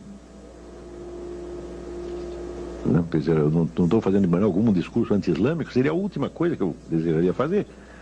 Agora, a ideologia revolucionária islâmica, que é uma coisa bem definida e bem caracterizada, essa é perigosa mesmo. Né? E as pessoas já estão em guerra. Eles não vão esperar que a gente perceba isso. Se você não perceber, eles te pegam dormindo. Olá, vou te fazer uma pergunta. Recentemente eu vi um depoimento de uma jornalista da Turquia. E ela chamava a atenção que às vezes a gente não percebe que existe uma opção turca do Islã que é muito mais, vamos dizer assim, acessível, amigável, com outro pró-ocidental, separa um pouco o que você colocou da teocracia e da política. Enfim, ela colocava como uma opção o modelo turco. Bom, mas é o modelo turco, mas ela está pensando em termos de estados, tá certo? E você veja, eu já estou falando com ele em termos de movimento de massa, quer dizer, não existe uma ideologia turca, você está entendendo? Não existe uma doutrina política turca, democrática, por exemplo, que possa se espalhar entre os muçulmanos e neutralizar a influência desse pessoal radical. Não tem isso, está entendendo? Então, o que ela quer dizer, pensa, bom, os turcos são um pouco mais dialogáveis, tá certo? Mas, quer dizer, esses movimentos de massa, eles não aceitam vazio, você está entendendo? Quer dizer, a única opção ideológica que o Islã tem hoje é esta. Então, é que nasce ali com esses Said Qutb e outros, né? Quer dizer, eles preencheram um vácuo ideológico, quer dizer, eu acho errado, por exemplo, a visão que se tem no Ocidente às vezes é muito errada, quando se fala de decadência islâmica. Intelectualmente o Islã jamais decaiu, nunca. Tá? Nós é que paramos de ter notícia, tá certo? Mas, por exemplo, tem um livro que eu recomendo, chama Un Islam iranien, do Henri Corbin, é um grande historiador da filosofia, tá certo? Que dá ideia, vamos dizer, da tradição filosófica iraniana, tal como ela continuava até o momento que ele estava escrevendo aquilo, que era a década de 40, 50, é uma coisa muito impressionante. Quase que o Irã sozinho ele tem mais e melhores filósofos do que qualquer país da Europa, considerado individualmente. Isso nunca parou. Vocês leiam o Said Hossein Nasr, um monstro de filósofo. É verdade que ele foi botado de lá para fora, foi expulso do Irã pelos ayatollahs. Mas é que ele é um muçulmano de tipo antigo, um muçulmano tradicional. E os caras vêm com a ideologia revolucionária, então não tinha lugar para ele. Uma pergunta breve aqui, mas onde se insere o terrorismo nesta organização, entre aspas? Bom, o terrorismo é exatamente o que estava no Karl Mannheim, né? O terrorismo serve sobretudo para duas coisas. A primeira é exatamente essa que diz Mannheim, que é desorganizar a sociedade, fazer com que as pessoas se sintam desamparadas. Você veja, quando você, no Rio de Janeiro, por exemplo, quando você vê assalto para tudo quanto é lado, narcotráfico, etc., etc., você fica com raiva de quem? Dos traficantes? Eu nunca vi ninguém com raiva dos traficantes. Você fica com raiva do governo. Não é assim? Isto é a estratégia do grupo nazista, como diz o Mannheim. Você se sente desamparado pelo seu grupo, você fica com raiva do grupo e se afasta dele. E é aí que eles te pegam mesmo. Tá certo? Então, o terrorismo é, sobretudo, esta arma psicológica para fazer você ficar com raiva do seu governo. Nós vimos o que aconteceu na Espanha. O pessoal ficou com mais raiva do Aznar do que de quem jogou a bomba. Está compreendendo? Então, isto é uma coisa. Outra coisa é aquele negócio da guerra assimétrica que eu tentei explicar, não, que eu mencionei no artigo da Folha, porque jornalismo hoje é o seguinte, o tamanho dos artigos diminui cada vez mais, né? Diminuindo, tem um jornalismo minimalista. Então, só dá para você dizer as coisas, mas não dá para você provar nada. Se essa prova fica... Bom, quem quiser a prova, vai lá em casa, eu te explico o resto, né? Tem que dar o endereço do cara, né? Então... Essa coisa da guerra assimétrica, é um conceito que foi desenvolvido, sobretudo, pela KGB, muito antigamente, mas que a KGB mesmo nunca conseguiu usar de maneira plena. Só ele vem sendo usado agora. Na guerra assimétrica, você não julga os dois lados pelos mesmos critérios. E eles, de certo modo, não fazem a guerra no mesmo campo. Um está lutando aqui, o outro está lutando no outro plano. Quer dizer, os exércitos não se encontram, tá entendendo? Então, por exemplo, no caso dessa, se você pega o que se publica, por exemplo, contra Israel, Israel é sempre cobrado e exigido em nome de certos compromissos morais, jurídicos, etc., que o governo israelense tem. O outro lado não é cobrado por quê? Porque não tem compromisso nenhum. Então, um lado pode tudo, o outro não pode nada. Agora, o lado que pode tudo, ele ainda pode fazer chantagem emocional com o outro, chantagem moral com o outro. Isso foi muito bem aplicado no tempo da Guerra da Argélia. Talvez foi o primeiro laboratório. Né? Tem esse livro do Jacques Beau, que é um estrategista suíço, chama A Guerra Assimétrica ou A Derrota do Vencedor.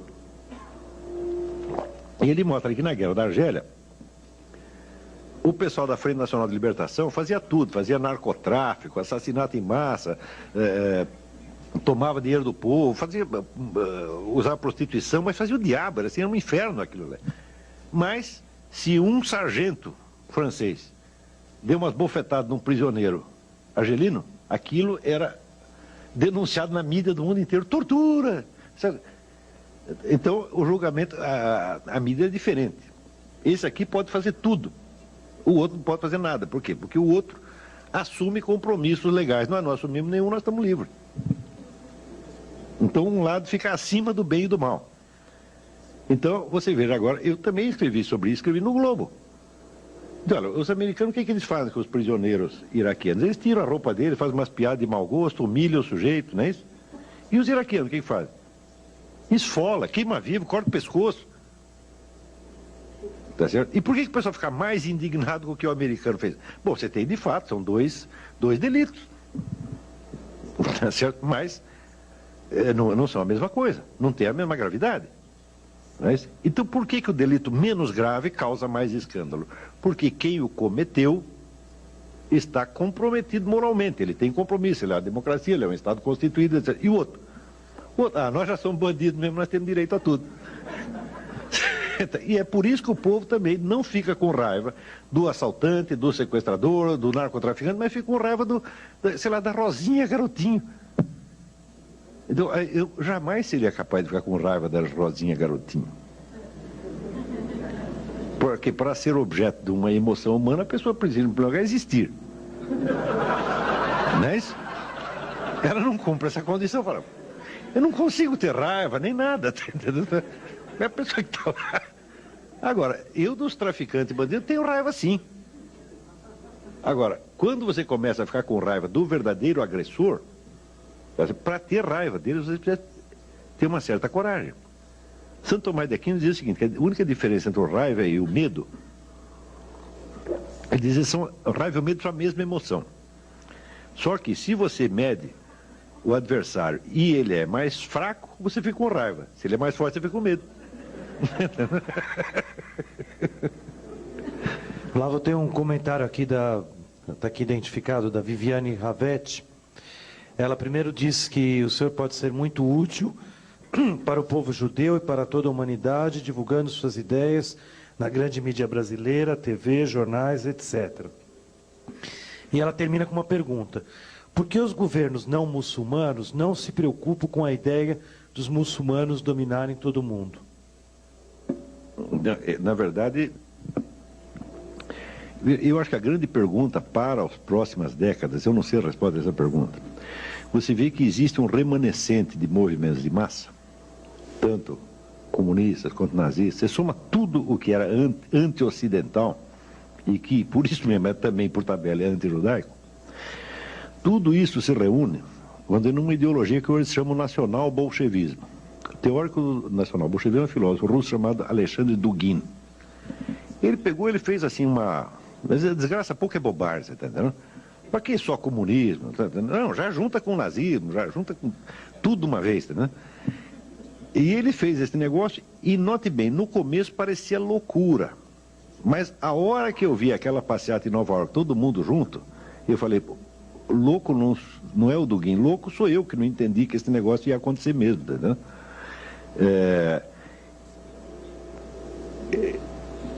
Existe este movimento, que é meio socialista, meio nazista, é anti-americano, anti-ocidental, assim. E por outro lado tem um movimento islâmico. Um está achando que vai usar o outro está achando que vai usar o um. Tá? Esta é a pergunta para as próximas décadas. Quer dizer, quem vai se utilizar de quem? Cada um está esperando que vai usar o outro. Tá? Se alguém aqui souber a solução disso, e souber quem vai ganhar essa parada, porque existe uma aliança tática no momento. Tática até estratégica de longo prazo, mas mais dia menos dia isso vai rachar. Mas eles só vão brigar entre nós depois deles acabarem conosco. Então, na verdade, não teremos que resolver esse problema, nós não estaremos mais aqui. Lá vou ter uma pergunta provocadora aqui para você. Não estou conseguindo ver o nome, mas como você comentaria o capitalismo ocidental? Tua posição. Como? Não é o capitalismo, é o capitulacionismo. Capitulacionismo. Eu interpreto, em primeiro lugar, que ele não é bem um capitulacionismo. esse negócio está cheio de gente que está trabalhando para o lado de lá. Não tem capitulação, não tem traição. Tem sujeito vendido, isso tem. Agora, essas coisas, vamos dizer, eu estou dizendo isso não porque eu saiba caso por caso, ó, fulano de tal tem uma conexão com não sei o quê. Eu não, com relação à situação presente, não sei, mas eu estudei a história do passado. Então você veja, por exemplo, nos Estados Unidos, houve aquele forrobodó nos anos 50 porque o tal do Joe McCarthy disse que havia 57 agentes soviéticos no governo americano. E todo mundo diz, caça as bruxas, etc, etc. Bom, depois que acabou a União Soviética e se abriu os arquivos de Moscou, se descobriu quantos agentes havia mesmo. Tem mais de 300. Está entendendo? Então, muita gente que se fez de ofendido com aquilo, na verdade, não era ofendido. O próprio sujeito que estava denunciando a caça às bruxas era um agente soviético. Hoje, isso está esclarecido definitivamente, não é? No Brasil, não, porque nada do que se... Nos últimos 12 ou 13 anos, o que os historiadores descobriam nos arquivos de Moscou é assim, montanhas e montanhas e montanhas de fatos. E o que tem saído sobre isso no mundo é muita coisa. No Brasil não saiu nada até agora. Ninguém sabe de coisa nenhuma. Né? Outro dia, por exemplo, eu disse isso para a pessoa, porque tem 40 livros que mostram isso, livros que incluem dão uns facsímiles, todos os documentos e tal. A pessoa disse, você está defendendo o Joe McCarthy? Ai, que horror! Eu falei, mas como defendendo? Não se trata disso, é um negócio de história, já foi. Quer dizer, não posso tomar partido numa briga que já acabou quando eu tinha 5 anos de idade. Não é isso, né? É simplesmente, estou dizendo, olha, o cara disse que tinha 57, ele na verdade não sabia de nada. O McCarthy não sabia de nada, ele acertou por, como é que se diz, no escuro. Você vê que pela sucessão de burrada que ele fez, ele não está sabendo, alguém assoprou a coisa para ele, e ele já, querendo fazer sucesso, sobe na tribuna da Câmara e mete a boca no trombone, tá certo? Mas ele não sabia, não tinha realmente prova de nada, entendeu? Então, quem não tem prova, se você tem uma denúncia de um crime e não tem prova, e não tem uma coisa certa, o que você faz? Você sai gritando? Não, você vai investigar, não é isso? Ele não investigou nada, já fez aquela barulheira toda na hora e se deu muito mal, é claro que tinha que se dar muito mal. E desmoralizou a sua própria causa. Está compreendendo? Mas o fato é que os agentes da KGB estavam lá mesmo, estavam, e hoje a gente sabe os nomes de todos eles. Vocês descobriram coisas absolutamente assombrosas nos últimos 10 anos. O público brasileiro ignora tudo isso. Existem uns 200 livros sobre isso, importantíssimos, que estão no mundo inteiro, estão dando um bafafá. Aqui não. Então eu não vejo muito capitulacionismo, porque por analogia, tá certo? Esse pessoal que quer muito apaziguar, quer passar a mão na cabeça de terrorista, eles não são apaziguadores, não. Eles estão do lado de lá mesmo. Eu quando li, por exemplo, essa notícia desses deputados que queriam o Tribunal Penal Internacional caçando lá o governo de Israel, você vai dizer, isso é capitulacionismo. Eu falei, nada, pô, não me engana. Daqui uns anos você abre um arquivo, aparece, esse cara ele era meio do Al-Qaeda, tá aqui, ou então recebeu uma grana. Eu não tenho provas disso, estou falando por analogia apenas, tá entendendo? E como isso já aconteceu muitas vezes ao longo do século XX, eu suponho que esteja acontecendo de novo. E tem um outro lado, existe um sujeito chamado Jack Wheeler, é um escritor americano. Ele se faz a pergunta, por que tantos de nós, tanto nos Estados Unidos quanto em Israel, por que a gente sempre vive cedendo a esses caras? Por que a gente quase pede perdão a eles, deles baterem na gente, entendeu? Então ele disse, quer saber, eu vou contar uma história. No Amazonas, no Brasil, tem uma tribo de índios, quando nasce um bebê, né, a mãe, a primeira coisa que ela faz, ela coloca o bebê no chão e começa a chorar e dizer como o bebê dela é feio. Por que Deus mandou um bebê tão horroroso? Ela faz isso para quê? Para acalmar os demônios. Para os demônios não ficarem com inveja, tá entendendo? E ele diz, olha, as classes intelectuais, as classes dominantes do Ocidente, elas cedem perante esse tipo de chantagem por este mecanismo primitivo de medo do invejoso. Veja, que coisa interessante. Ele não fala que o mecanismo básico é inveja, não, é o contrário. É o medo da inveja, é o medo do mal olhado. Então você vê um sujeito falando mal de você, falando coisas horríveis, sendo injusto pra caramba. Você sabe que é injusto, mas você teme que aquela raiva que ele tenha de você te faça mal psicologicamente. E daí você pergunta, o que você quer, meu filho? Te dou tudo. É a base também da síndrome de Estocolmo, é isso, né? O medo do mal olhado. Então fala, faz o seguinte, você acredita em natural ou acredita em macumba? Você escolhe. Você está entendendo? E eu acho que Deus está do teu lado, tu não tem que temer nada. Se você é cristão, você é judeu, você está defendido, não tem esse problema. Agora, se você é cristão ou judeu assim, nas terças, quintas, né? Terça, quinta e sábado, e é outra coisa, tá certo? Nos outros dias, você vai ficar com aquela dúvida, mas e se a raiva que o cara tem de mim, atrair os demônios, me pegar, etc, etc. Tudo isso é um raciocínio meio subconsciente. Claro que conscientemente ninguém aceita isso, mas a nossa alma tem muitas camadas, né? Então, esse tipo de sentimento maligno que esses caras têm, eles nos derrubam às vezes. Então, você tem dois tipos. Você tem os traidores e tem os caras que estão com medo do mal olhado. Deve ter outras explicações também, mas por enquanto foi essa que deu para arrumar. Flávio, tem várias perguntas, eu vou juntar num bloco aqui, que pedem que você comente um pouco a situação atual do conflito no Oriente Médio, Israel, os palestinos, e qual a solução, segundo o teu ponto de vista? Olha,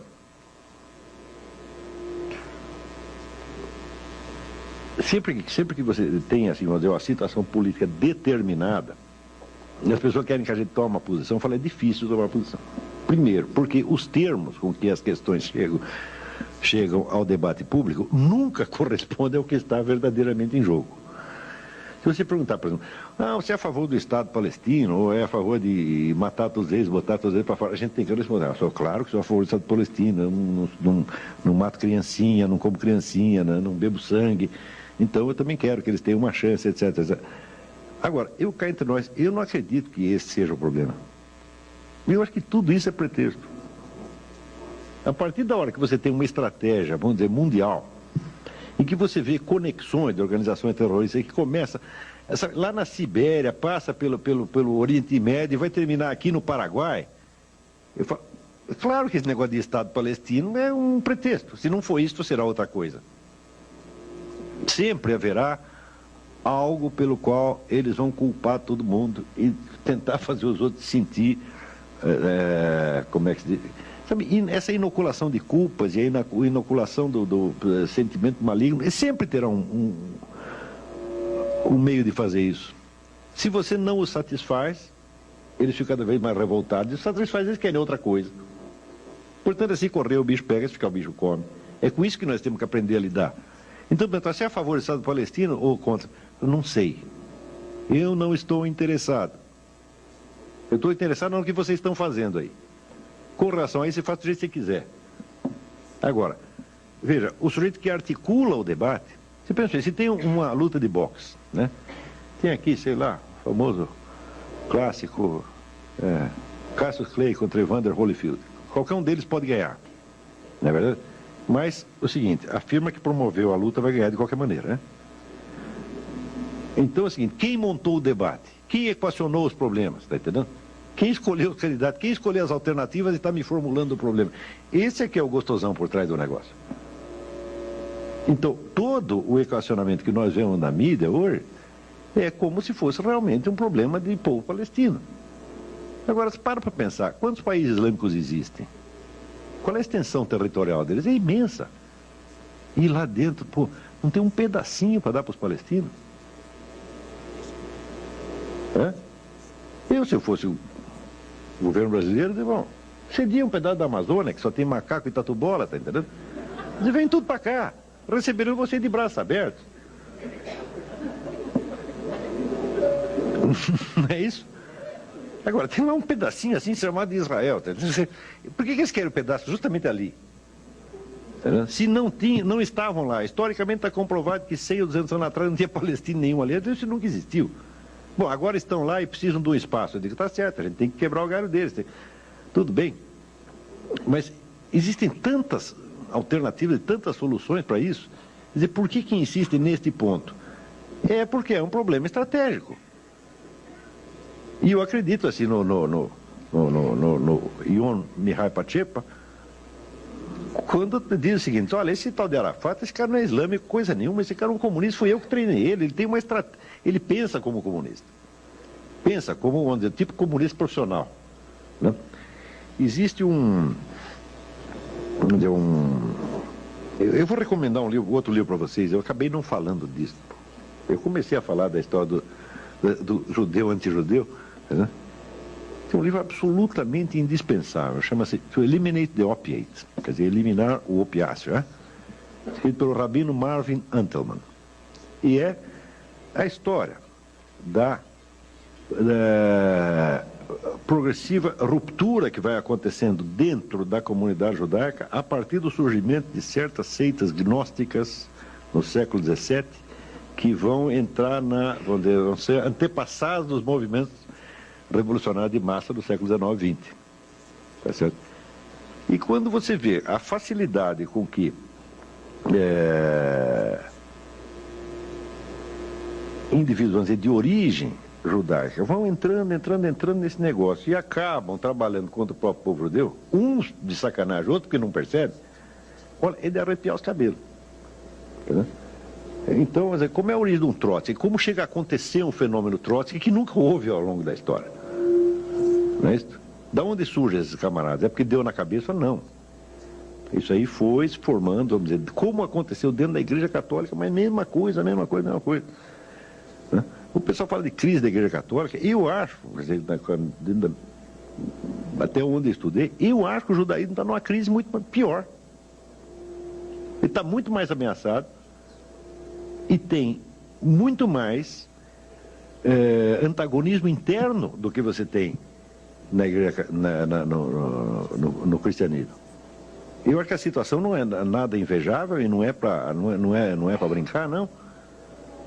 Você vê o sujeito Noam Chomsky, eu garanto que uma boa parte da comunidade judaica lá de Nova York ainda recebe o cara, ele é um dos nossos, senta aqui no colo e tal. Não, ele só quer que, sei lá, acabe o Estado de Israel, mata todo mundo, tá certo? Põe todo mundo para fora, mas se tirando isso é boa gente. Entendeu? Como é que pode? Está entendendo? E essa coisa, vamos dizer, de carregar o traidor no colo, é coisa, só dois povos fazem isso tão bem, americano e judeu. São especialistas em fazer isso. Deve alimentar o seu próprio assassino, o seu próprio inimigo, falando, cuidado com isso, pode chegar até um certo ponto. Claro, a gente fala, todo mundo é humano, você não quer briga, mas calma lá. Agora não é mais brincadeira, é? Olavo, eu estou com muita pergunta aqui. Eu vou talvez te fazer uma questão, alguém também sempre buscando soluções, né? O que o senhor acha da tolerância como forma de resistência a todas as formas de totalitarismo, autoritarismo? Olha, essa palavra tolerância já se fez tanto crime em nome dela que é um negócio incrível, né? Porque você veja, a Revolução Francesa, que vinha em nome da tolerância, né? Ela, assim, nas primeiras semanas já matou 200 mil pessoas. 200 mil pessoas. A Inquisição Espanhola, que não foi nenhum doce de coco,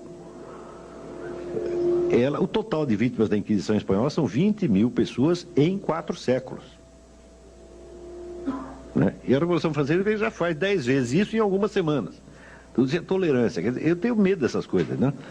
Lembra aquele negócio? Existe o que é a estratégia real e existe a ideologia, que é o discurso pretextual. Quando nós dizemos que o mundo, por exemplo, tem progredido no sentido da liberdade, eu digo não.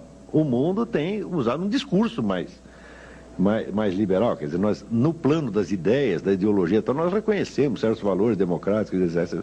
Mas não quer dizer que isso seja a realidade do que se faz.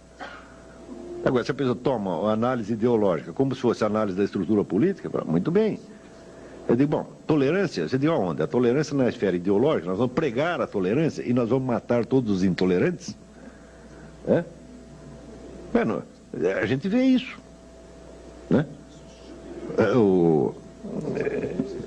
Leiam esse livro aqui. Esse rabino vai dizer a mesma coisa, os caras estão matando a gente porque eles acham que nós somos intolerantes, porra.